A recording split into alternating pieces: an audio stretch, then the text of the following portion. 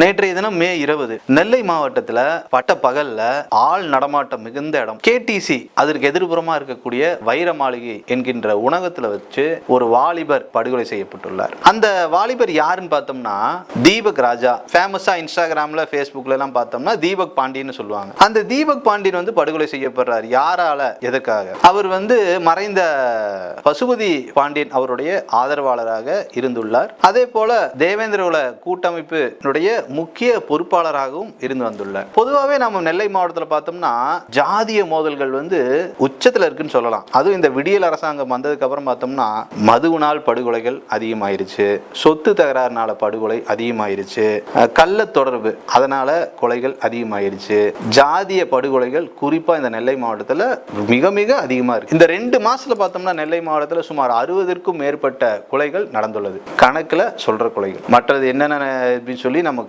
கணக்குல வர்றது வராதெல்லாம் ஏகப்பட்டது இருக்கலாம். இது போல பல படுகொலைகள் வந்து நிகழ்ந்துட்டே வருது. இந்த தீபக் ராஜா பார்த்தோம்னா ஜாதிய படுகொலையில் ஈடுபட்டுள்ளார். குறிப்பா பார்த்தோம்னா இவருக்கு வந்து எகென்ஸ்டா தேவர் சமுதாயத்தையும் சொல்றாங்க, நாடார் சமுதாயத்தையும் சொல்றாங்க. ஒட்டுமொத்த சமுதாயத்தையும் சொல்ல முடியாது. தேவர் சமுதாயத்தில் இருக்கக்கூடிய ஒரு கேங்குன்னு சொல்லலாம், நாடார் சமுதாயத்தில் இருக்கக்கூடிய ஒரு டீமுக்குன்னு சொல்லலாம். குறிப்பா இந்த தீபக் ராஜா பார்த்தீங்கன்னா தேவர் சமுதாயத்திற்கும் எதிராக செயல்பட்டுள்ளார், நாடார் சமுதாயத்திற்கும் எதிராக செயல்பட்டுள்ளார்னு சொல்லுது. ஏன்னா தேவேந்திர குலம் என்பது ஒடுக்கப்பட்ட சமுதாயமாக காண்பிக்கப்படுகிறார்கள். இந்த இரு சமுதாயத்திற்குமே எதிராக செயல்பட்டுள்ளார். அது இந்த திருநெல்வேலி மாவட்டத்தில் பார்த்தோம்னா இந்த 3 சமுதாயத்துக்குள்ளதான் பிரச்சனையே. தேவர் விஸ் தேவேந்திரர், தேவேந்திரர் விஸ் நாடார், நாடார் விஸ் தேவேந்தர், தேவர், அப்படிதான் இந்த பிரச்சனையே போயிட்டு இருக்கு. இந்த பாளையங்கோட்டை சிறையில பார்த்தோம்னு வைங்களேன், தமிழ்நாட்டில் 38 மாவட்டத்தில் எல்லா பக்கமும் மாவட்ட சிறை இருக்கு.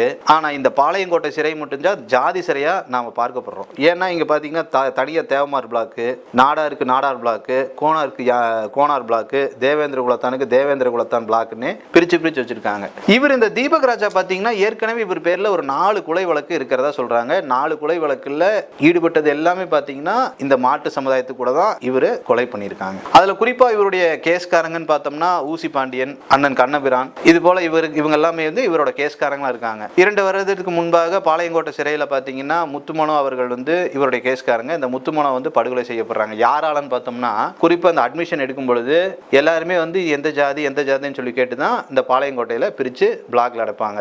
ஆனா அவர் அட்மிஷன் எடுக்கும் பொழுது கேட்டிருக்காங்க, அவர் சரிவர பதில் சொல்லாதனால முன்னால கேஸ் இருக்கான்னு சொல்லியிருக்காங்க, இல்லைன்னு சொல்லிடுறாரு. அதனால அட்மிஷன் பிளாக்ல அடைச்சிடறாங்க. அட்மிஷன் பிளாக்ல அடைச்ச உடனே அங்க இருக்கக்கூடிய தேவமார் சார்ந்த ஒரு டீமும் நாடார் சார்ந்த ஒரு டீமும் இந்த 2 டீமே ஒன்னா சேர்ந்து அவரை படுகொலை பண்ணிடுறாங்க சிறைக்குள்ள வச்சு. ரொம்ப வருஷங்கள் கழிச்சு சிறைக்குள் நடந்த ஜாதிய கொலைனா அது இந்த கொலை தான். அப்ப இருந்தே வந்து தீபக் ராஜா அவர்களுக்கு லைன் பண்ணிட்டு இருக்காங்க, ஸ்கெட்ச் பண்ணிட்டு இருக்காங்க, ஸ்கெட்ச் ஓடிட்டே இருக்கு. அப்போ இந்த தீபக் ராஜா அவர்கள் வந்து வெளியே வந்துடுறாங்க. வெளியே வந்து கோயம்புத்தூர்ல தான் இருந்திருக்காங்க.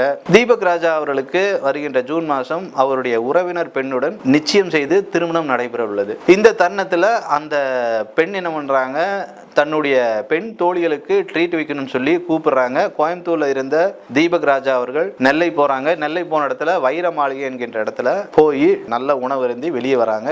சுமார் 2:30 மணி அளவுல வெளியே வந்த உடனே சுமார் ஒரு 6 பேர் சேர்ந்த குழுவினர் கொடூரமான ஆயுதங்களோட மூஞ்சிய மறைச்சு அவரை படுகொலை செஞ்சு அந்த தருணத்திலேயே முகம் சிதைக்கப்படுது.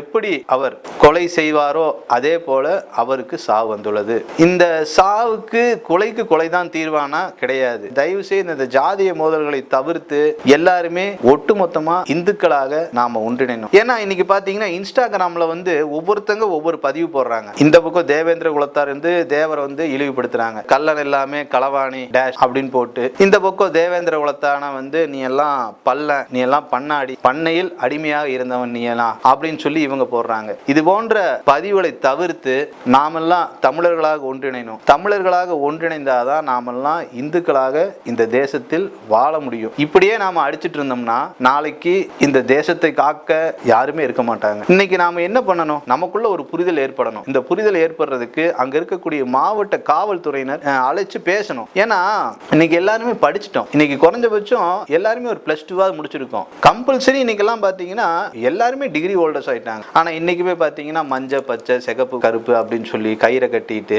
நான் இந்த ஜாதி நான் இந்த ஜாதி நான் இந்த ஜாதி, கண்டிப்பா எல்லாத்துக்குமே சுயசாதி பற்றி இருக்கணும். அது இல்லைன்னு சொல்ல முடியாது. ஏன்னா நாம இன்னைக்கு போய் படிக்கக்கூடிய பள்ளிக்கூடத்திலேயே முதல் எடுத்தவொடனே ஜாதி சான்றிதழ்லாம் கேட்கறாங்க. அப்புறம் எப்படி ஜாதியை ஒழிக்க முடியும்? அதுக்காக ஜாதியை வச்சு சண்டை போடுன்னு சொல்லல. தயவு செய்து பீஸ் கமிட்டி மீட்டிங் நடத்துங்க. அங்க இருக்கக்கூடிய இப்ப பசுபதி பாண்டியன் ஆதரவாளர்கள் அண்ணன் கண்ணபிரான் பாண்டியன் ஆகட்டும், இல்ல கூமுளி ராஜ்குமார் ஆகட்டும், இல்ல எஸ்டேட் மணி, இன்னைக்கு அண்ணன் எஸ்டேட் மணி எல்லாம் பாத்தீங்கன்னா பளுதூக்கும் இயக்கத்துல போய் தன்னை ஒரு ஸ்போர்ட்ஸ்மேன் ஆக்கிட்டாங்க. தன்னுடைய கொலை வழக்குகள்லாம் நடத்திட்டு அதை முடிவு கொண்டு இன்னைக்கு தன்னை ஸ்போர்ட்ஸ்மேன் ஆக்கிட்டாங்க. அதே போல இந்த தேவமார் சமுதாயத்தில் இருக்கக்கூடிய அண்ணன் மணக்கரை பேச்சுமுத்து தேவராகட்டும், இது போன்ற முக்கியமானவர்களை அழைத்து அண்ணன் சுபாஷ் பண்ணையார் நாடார் சமுதாயத்தில் இவங்களெல்லாம் வச்சு அழைச்சு பேசி தயவு செய்து போனது போகட்டும். எத்தனையோ உயிர்கள் காவு வாங்கப்பட்டது. இனி நமது சமுதாயம் படிப்புக்கு உண்டான சமுதாயமா இருக்கணும், பொருளாதாரத்தில் முன்னேற்றத்துக்கு உண்டான சமுதாயமா இருக்கணும்னு சொல்லி பேசி பீஸ் கமிட்டியை வச்சு இவர்களுக்குள்ள ஒரு காம்ப்ரமைஸ் பண்ணணும்னு சொல்லி அங்க இருக்கக்கூடிய மாவட்ட காவல்துறையினருக்கு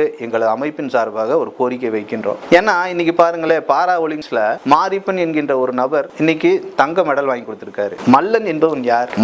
மல்லர் விளையாட்டு மல்யுத்தம், அதுல உங்க திறமையை காமிங்க, வாள் வீசுதல காமிங்க. தயவு செய்து இனி நாம கத்தி எடுத்து சண்டை போட்டு இன்னைக்கெல்லாம் சொல்றாங்க தனுஷ் அசுரல்ல வீட்டுக்குள்ள பூந்து 10 பேத்த வெட்டுறாருன்னு. அவருக்கெல்லாம் முதல்ல பொருளை பிடிக்க தெரியுமா? பொருளை பிடிச்சி எப்படி குத்தணும் தெரியுமா, எப்படி வெட்டணும் தெரியுமா? அது சும்மா ஒரு படத்துக்காக ஒரு சீனை கட் பண்ணி எடுக்கிறது. அதால தூண்டப்பட்டு இன்னைக்கு நம்ம சமுதாயமே படத்தை பார்த்து சீரழிஞ்சிட்டு இருக்கோம். தயவு செய்து இது போன்ற படங்களை தவிர்த்து ஜாதிய வன்முறை தூண்டும் படத்தை பார்த்து நாமெல்லாம் ஏமாறக்கூடாது. இன்ஸ்டாகிராம்ங்கிறது இன்னைக்கு ஒரு சோசியல் மீடியா. அதை நாம எப்படி நம்ம பொருளாதாரத்தில் உயர்த்தணும், நமக்கு எப்படி பேரு புகழை சம்பாதிக்கணுங்கிற நோக்கத்தில் நாம செயல்படணும். அதே போல ஐயா பசுமன் முத்துராமலிங்க தேவர் தன்னுடைய சொத்துக்களை எல்லாம் தான் இறக்கும் தருவாயில் தாழ்த்தப்பட்ட மக்களுக்கு எழுதி வைத்து சென்றார். இன்னைக்கு அவர் பெயர்ல தேவர்னு சொல்லி படுகொலை நடத்துறாங்க. படிக்காத மேதை கல்வி தந்தை காமராஜர் அவர். இன்னைக்கு காமராஜர் பின்னாடி நாரார் என்கின்ற சேர்க்கப்பட்டு அவர் பெயர்கள் இன்னைக்கு படுகொலை நடத்தப்படுகிறது. இமானுவேல் சேகரனார் யார் அவர்? இன்னைக்கு அவர் இன்ஸ்டாகிராம்ல கேள்வி கேட்கிறாங்க, இமானுவேல் சேகரன் அவர்கள் ஆர்மியில எந்த ரெஜிமெண்ட்ல இருந்தாருன்ட்டு. அவர் எந்த ரெஜிமெண்ட்ல இருந்தா என்ன? ஏன் ரால கூட இருந்திருக்கா? ரால இருக்கிறவங்களுக்கு எல்லாம் பாத்தீங்கன்னா அவருடைய பெயர் சொல்லப்பட மாட்டாது. அவருக்கு அங்க புது ஒரு பெயர் கொடுத்து அந்த பெயர்ல தான் அவங்க அழைக்கப்படுவாங்க. அதே போல ஐயா இமானுவேல் சேகரனாரும் ரா ஏஜென்டா கூட இருந்திருக்கலாம். அவர் இன்னைக்கு சொன்னாங்க தாழ்த்தப்பட்ட மக்களுக்காக போராடினாங்க. இன்னைக்கு அவர் பெயர்ல படுகொலை நடத்தப்படுது. தயவு செய்து நாமெல்லாம் ஒன்றிணைஞ்சு இந்துவாக செயல்பட்டால் இந்திய தேசம் வலுவடையும். தமிழர்களாக நாம் பெருமைப்படலாம். ஜாதிதான் சமூகம் என்றால் வீசும் காற்றில் விஷம் பரவட்டும் என கூறி வாய்ப்பளித்தமைக்கு நன்றி கூறி விடைபெறுகிறேன்.